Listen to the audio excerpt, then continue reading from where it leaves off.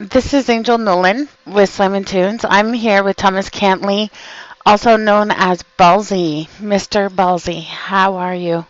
I'm well, and yourself? I'm doing good, thank you. So the first question I wanted to ask you was, how did you come up with this idea for the inflatable ball to push it across? And I know with the research that I've done, you went across Canada first. I did. In 2009, I was diagnosed with stage 3 testicular cancer, and I was actually diagnosed in New York City. I was a fashion photographer here, and for me, it was just there was not a whole lot of resources out there for young guys.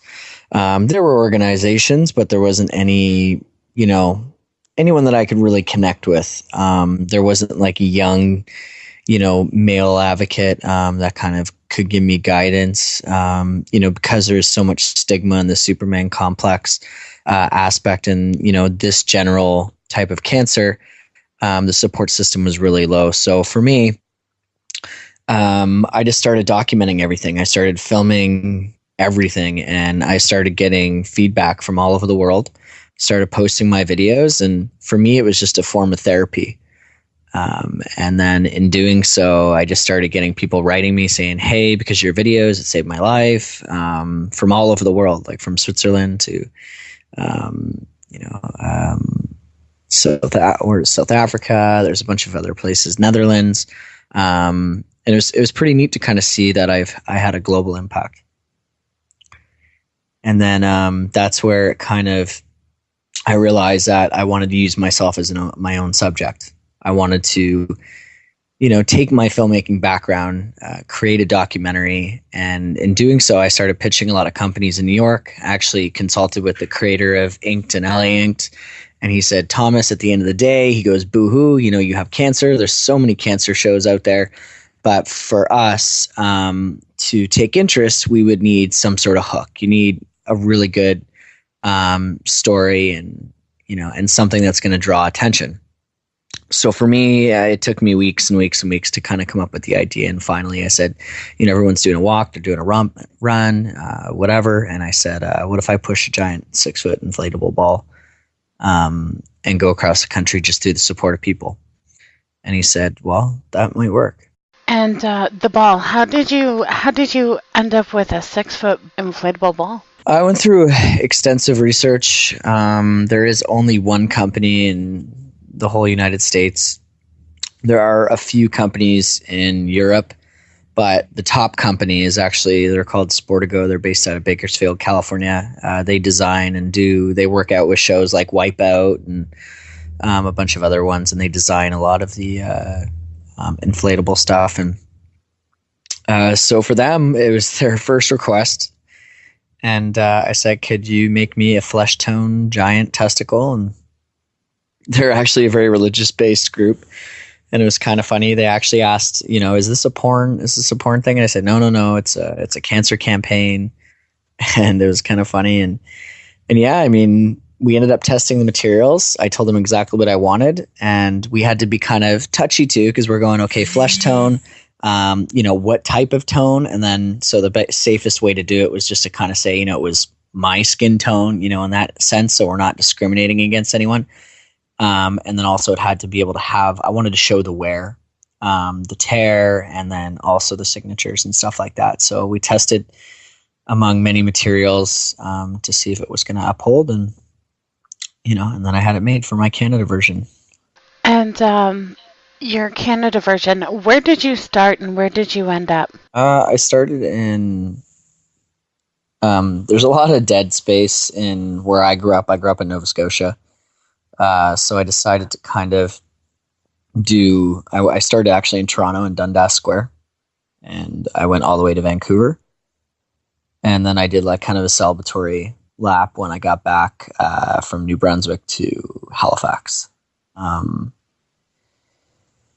yeah, it was a much different trek than the US version. So the Canada version was still a little bit stressful in the beginning because it's just that kind of kickstart. And but I mean, obviously I made it. And that would be a huge difference because over here, I didn't hear from you until you were, I think you were still in California by the time I heard from you. And not from you, sorry, about you. And the reason why I heard about you was because a local station in Detroit has like this weird news bit, and they had you in it. That's how I heard of you.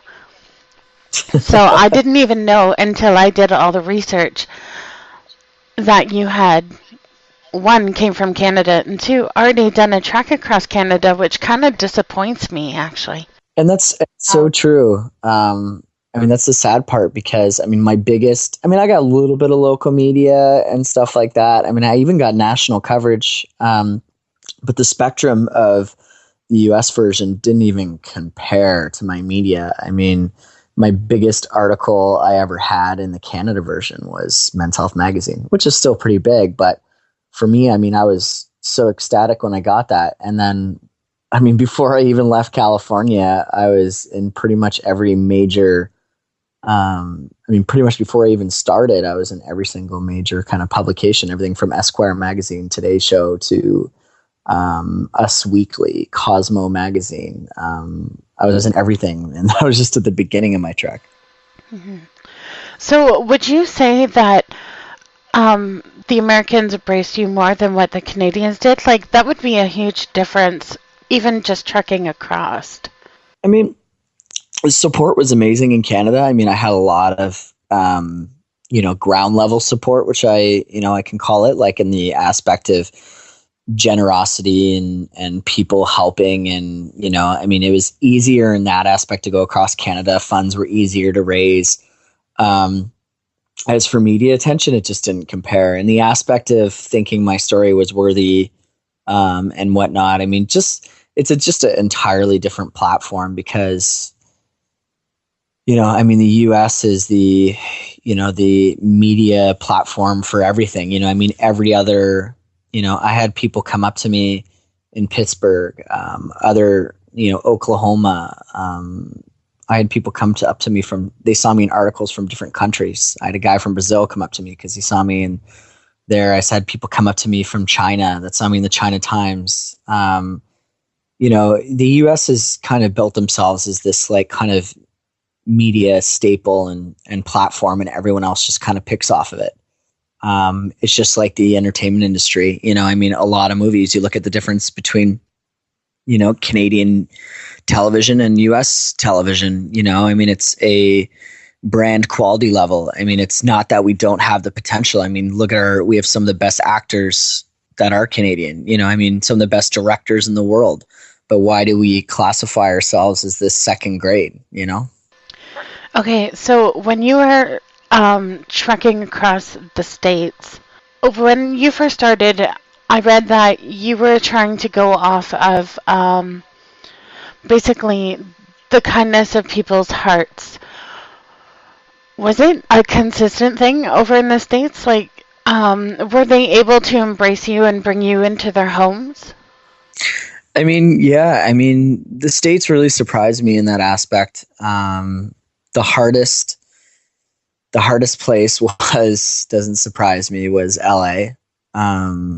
It was almost impossible to get at LA. I was stuck almost 7 days alone in LA, just trying to get the heck out. And, and that was even through like just grabbing resources from friends and people I knew, just kind of even going, hey, is there any place we could you could take us in? Oh no, sorry. It was tough. I mean, we tried to do it from perfect strangers, and to the point where, at some points, it was very difficult. We ended up hitchhiking all the way up to San Francisco, or up to Monterey, where I actually, because my dad was in the military, we got posted out there when I was a kid. And, I ended up staying with some friends and stuff like that there to kind of rebuild our plan. But it was very difficult getting out of California. Like, California was so hard. Other than my hometown there, where I grew up for part of my childhood, the support system was incredible. And getting out of San Francisco. But once we kind of picked up when we got out of California, the support was unreal. The people who took us in, cancer survivors to non-cancer survivors. I mean, we got to interview cancer survivors every day. People who took us in, buying us hotel rooms. I mean, the adventure was pretty, very, very, very much supportive. And the small towns were probably my favorite.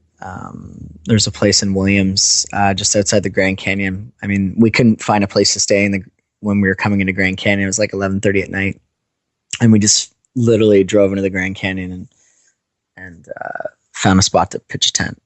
And that morning, after we like kind of trekked around the Grand Canyon and stuff like that, we went into a little town just outside, just off Route 66, and it's Williams. The area is called Williams, and it was just the cutest little town. And the mayor came out to see us. We had guys like, the support was unreal there. The people we met along this journey, I mean, was just incredible. When you were actually doing this, I noticed that you had a van. How long into did you have that from the beginning? Nope, we hit strides all the way to Phoenix, Arizona. Like I said too, I mean, the whole Canada trip, the whole US trip was purely off. People ask me like, did you physically push the ball all the way across the country? And I say, no, we push all day. Like, that's how we connect with people. That's how we, interact and get these accommodations. And, but I mean, we ended up hitching rides all the way to to Phoenix. And once we got to Phoenix, a company actually donated us the van. But then that was our next obstacle is, okay, great. We have this van to be able to, I mean, we lost crew members. I mean, we started with 4, ended up with 2, and then gained another 2 again. Just because some people couldn't handle the pressure of what we were going through. Cause it was intense. I mean, our full reliance of like our basic necessities, food, transportation, and shelter were 100% reliant on, people. And, I mean, our next obstacle, once we kind of got all the way across to Phoenix, we had this van. Now we had to fill a big van with all our production stuff in it. The thing costs $120 fill. So it's something that's useful, but now we have another obstacle where we didn't have to raise money in that aspect. But now when we go to each city, I mean, when we got to Albuquerque, New Mexico and places like that, sometimes we didn't have enough money to fill up the gas tank, and we had to go out, or we had to like, interact with people. And the whole concept too is we were never allowed to directly ask for money. I mean, it was all through their genuine aspect of the giving. For us, we just, I just told my story and what we were doing and our accomplishments and what we're trying to gain. And for them, they decided what they wanted to give us. So for us, outrightly, I told my crew and team that we're never allowed to ask for money. Wow. So was it like which side, the east or the west, was it? It was easier, obviously, in the east because you were getting that media attention. Yeah, I mean, it was once we kind of carried our momentum. As soon as we started hitting into the east, I mean, it was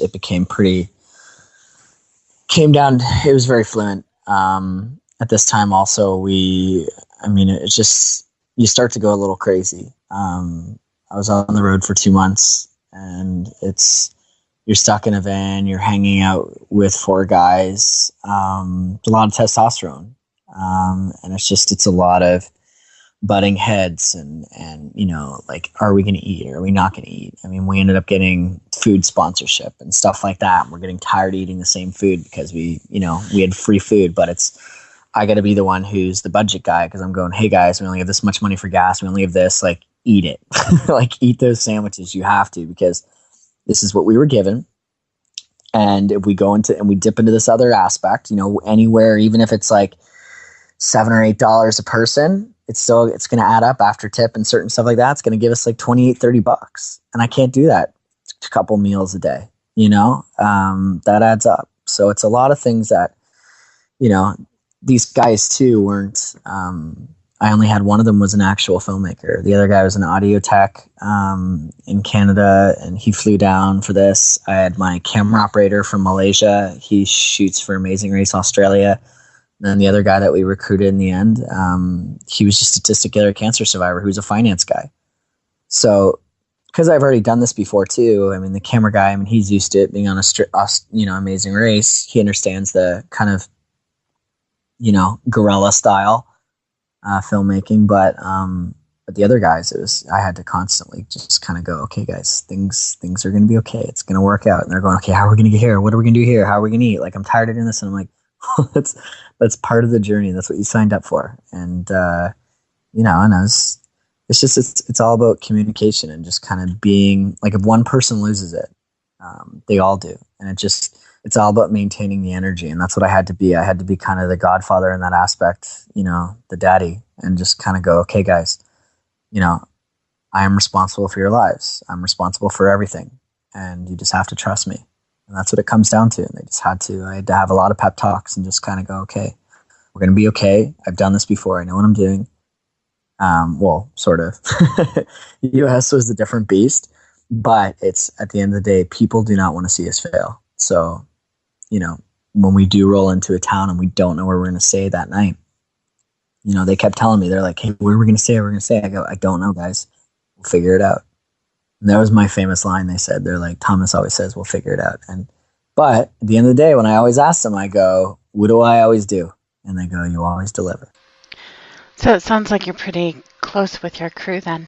Yeah, I mean, we came really close. We're just like a little family, and at the end of the day, I mean, it's, you bicker, you have fights, it happens. But we gained a closeness, obviously. So. So with the American one, you've recorded that. No, I don't think we talked about that. But yeah, I actually filmed Canada and the US version. Did you use the same people? No, different people. And how was the adjustment, the ones that you used across Canada, to the ones that you used in the States? I mean, it was kind of the same stuff. I mean, other than, the filmmaking aspect, I mean, I had a little bit of a higher scale production in the US one. But the people were remotely the same. I mean, I had one less crew member. In Canada, we had 3, and for this one, we consistently had 4. But that was, I mean, other than that, I mean, you still have your bickering, your fights, your dead air where no one's talking. You try to kind of say, hey guys, let's, you try to give people pep talks and try to make sure that everything runs smooth, but you can never fall into that. You just have to kind of go, hey, guess what? It is what it is, and things are going to happen, and we're going to have differences, but you just gotta, got to work it out. That's at the end of the day, that's what it all comes down to. And I always said to them, it's always just kind of going, hey, if I yell at you, or hey, this is what we're going through, it's going to happen. It's emotions. We're humane. But at the end of the day, we can't, no hard feelings. We just have to work it out. What would you specifically say to a young man to encourage them to get their testes tested? Basically it's better safe than sorry. I mean, for me, I waited too long. I ignored the signs, and it's everyone's body's different. Everyone reacts differently, whether it's a lump or it's a pain.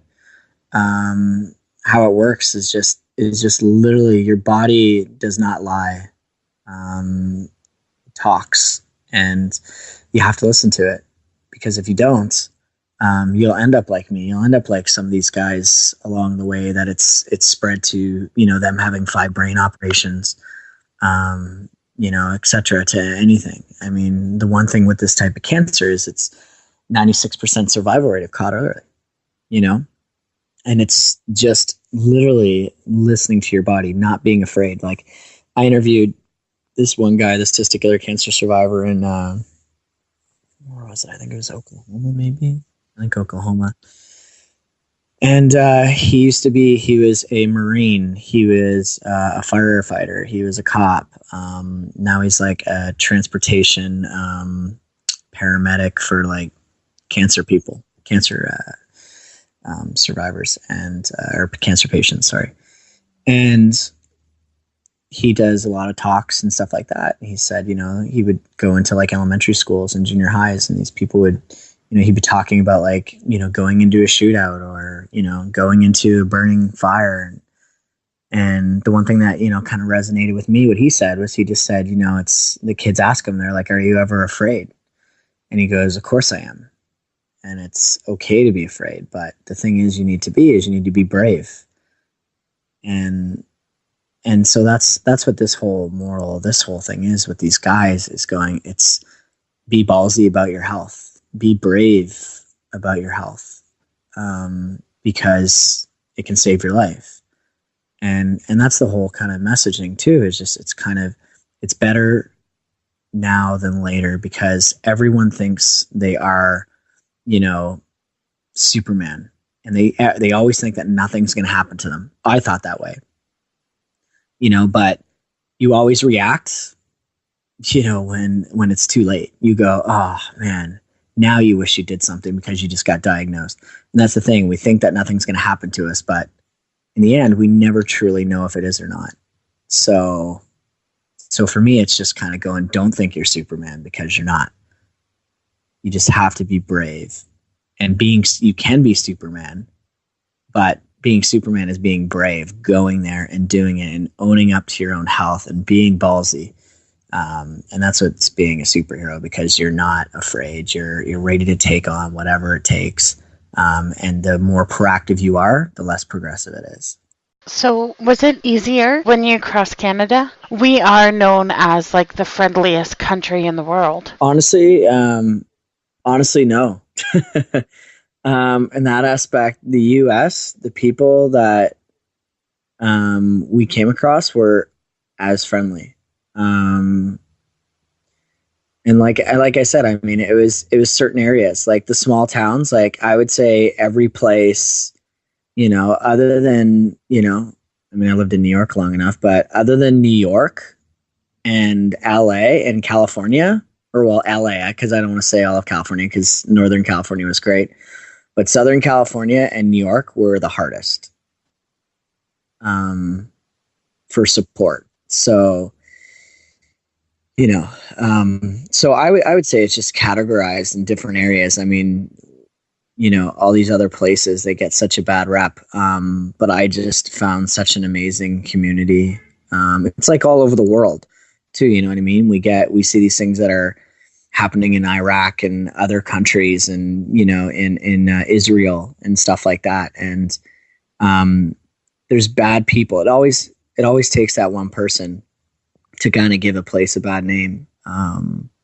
But in this aspect, it's the same thing, where you just kind of, not everyone's bad. And that was kind of the social experiment of all of this, of just kind of going like, when we rely on good faith, people will rise to the occasion, and they will help, because not everyone, this stigma and this, kind of idea that we've, created people to be like. I mean, Canada obviously is, we have a great reputation, but, some of the most amazing people I met on my journey, and the support, like when I was leaving into other states, I was getting support from the people I was staying with, and they were hooking me up with places in the next states. Like people I was meeting weren't even in that place. And then I met up with them later on, like they'd be like on vacation, and then they're like, hey, here's my number, take my number, please. Like, we had this one guy who just like literally just kept disappearing. He was like, I'm going to help you guys out.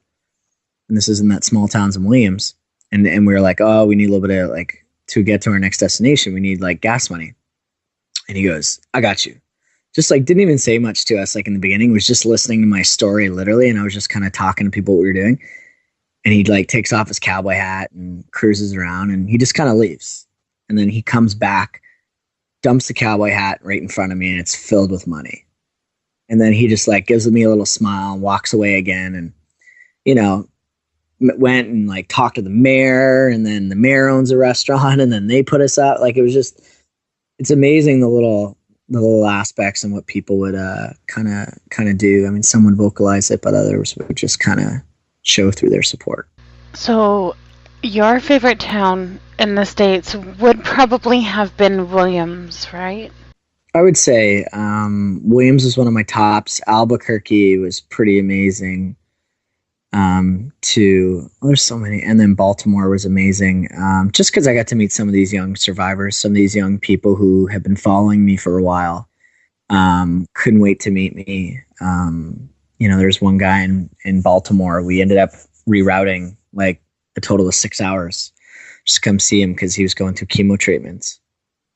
And Baltimore is pretty close to New York, and I think it's about like 4 hours out. And we were pretty much at the end of my trip, and the hat that I was wearing, a Mr. Ballsy hat that I wore throughout my whole journey, he was just kind of talking about how he got a hat a day and wasn't asking for it. And for me, it was just like one of those special moments. I gave him my hat, that I never took off the whole trip, sweaty, dirty, and it's just one of those great moments, that I could see that he just, he teared up, I teared up, but it was just like kind of that connection there. And you meet these people that, you kind of end up bonding for life. And it's pretty neat. I always talk to him and just see how he's doing.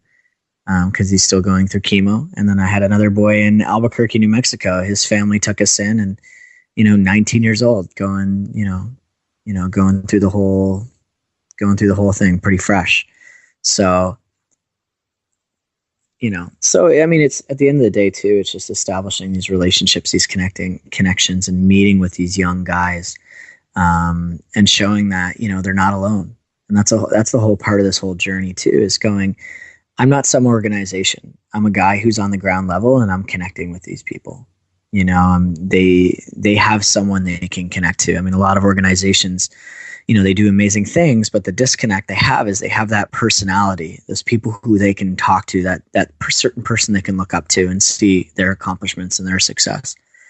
And for me, that's what I want to be for these young guys, is going, he's not an organization. He's Thomas Cantley.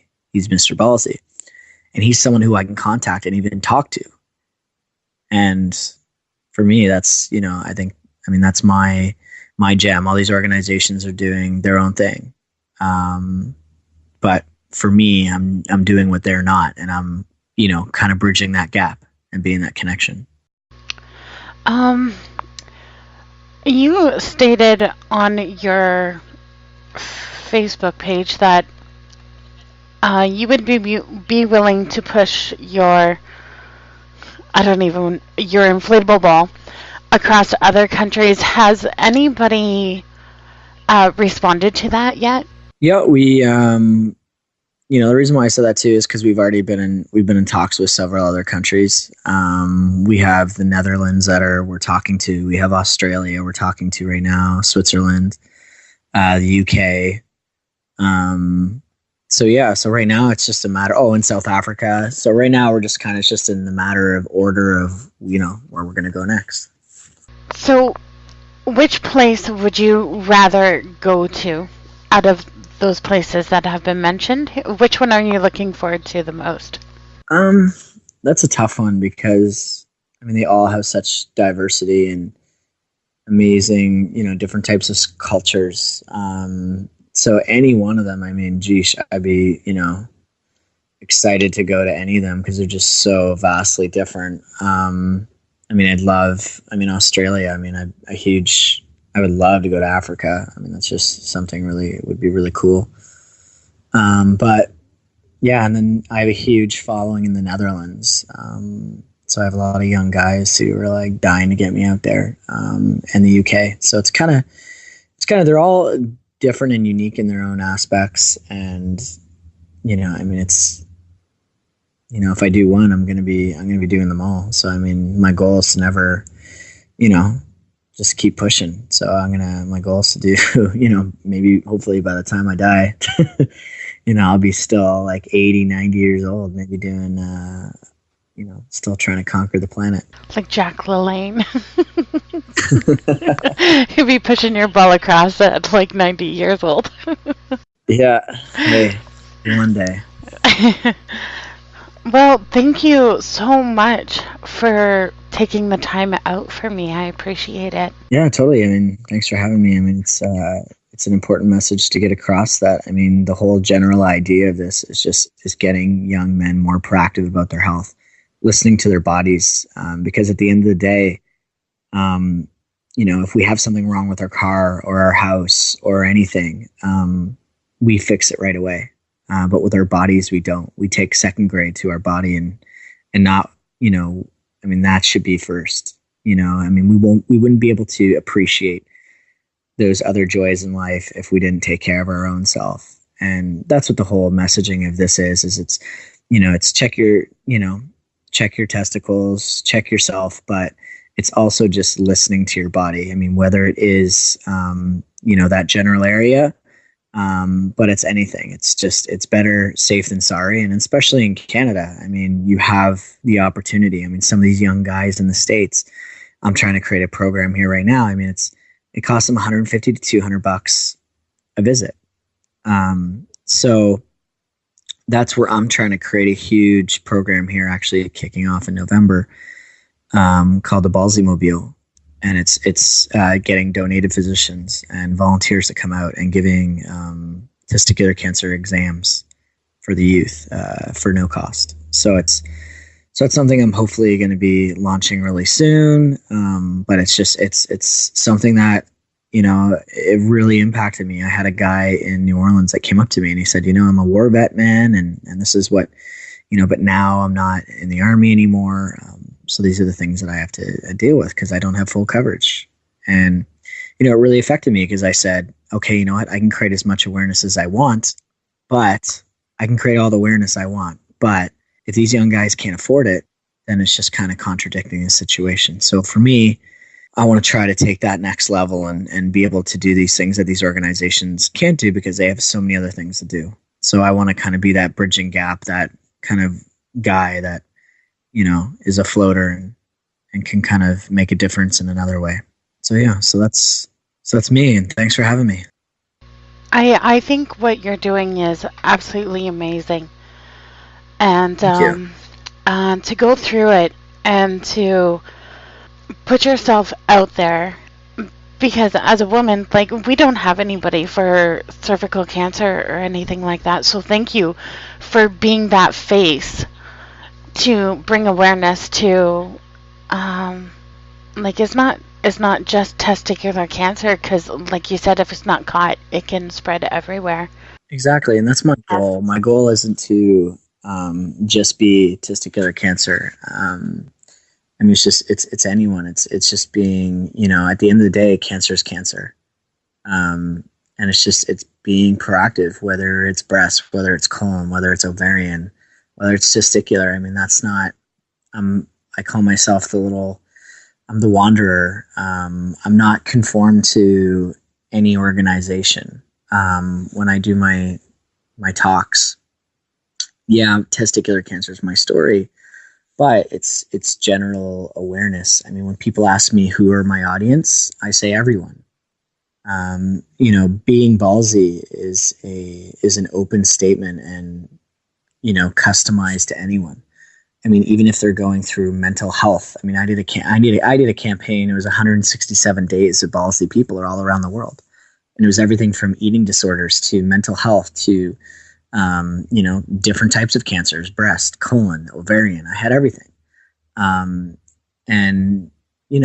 featured their stories because sometimes it's knowing that there's a support system out there and just even just saying it and just like kind of going through it and knowing that someone else there is being ballsy for them. Like you said, I mean, I'm not just testicular cancer. I'm for everyone. Awesome. Thank you for being that face. And Anytime. You have actually just restored my faith in the world. So thank you for that. Thank you for allowing me to share this story and this journey. And that's, if I can